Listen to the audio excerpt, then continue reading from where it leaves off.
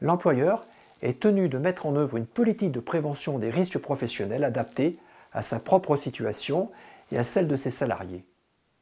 Le document unique d'évaluation des risques professionnels est l'élément essentiel de cette politique. Il dresse l'état des lieux, des risques et des mesures de prévention. Il sert de base à l'amélioration et doit être actualisé au minimum une fois par an, où chaque fois qu'un événement remet en cause l'analyse préalablement réalisée, par exemple un accident, l'arrivée d'une nouvelle machine, une nouvelle organisation, le changement à la mise en place d'une équipe de nuit. Selon le Code du travail, en matière de sécurité et de santé au travail, pèse sur l'employeur ou son délégataire une obligation générale de prévention contre les risques. À ce titre, l'employeur relève d'une obligation de résultat. Selon les principes de prévention définis dans le Code du travail, l'employeur doit éviter les risques, évaluer les risques qui ne peuvent être évités et combattre les risques à la source notamment. L'employeur prend les mesures nécessaires pour assurer la sécurité et protéger la santé physique et la santé mentale des salariés.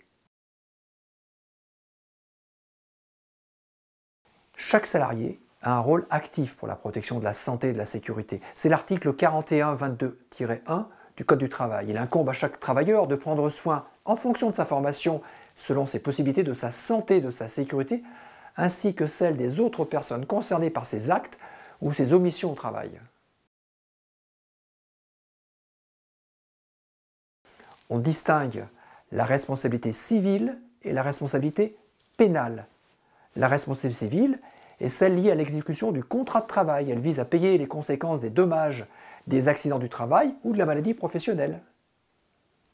La responsabilité pénale, l'employeur a l'obligation de répondre devant les tribunaux des manquements à la réglementation ou des fautes d'imprudence qu'il aurait commises en lien avec l'accident ou la maladie.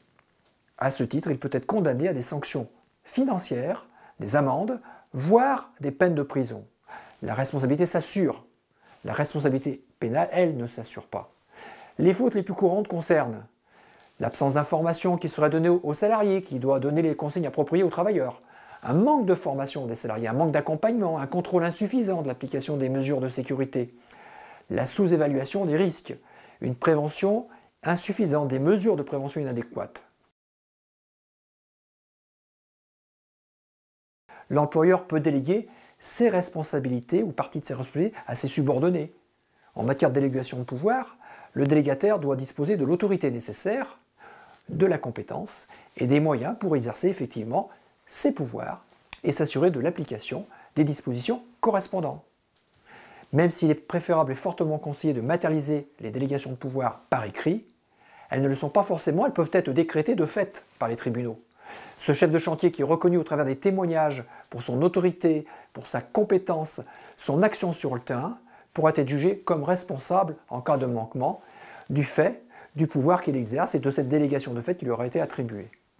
En conclusion, l'employeur a une responsabilité totale en matière de santé et de sécurité, une obligation de moyens et une obligation de résultats, une obligation de moyens renforcée même. Ça veut dire qu'en cas de défaillance, il devra prouver qu'il a mis en œuvre tous les moyens correspondants qu'il avait à sa disposition, y compris le pouvoir disciplinaire. Mais ce n'est pas seulement l'employeur qui est responsable, c'est aussi tous ses délégataires et aussi chaque intervenant, chaque collaborateur, chaque collaboratrice.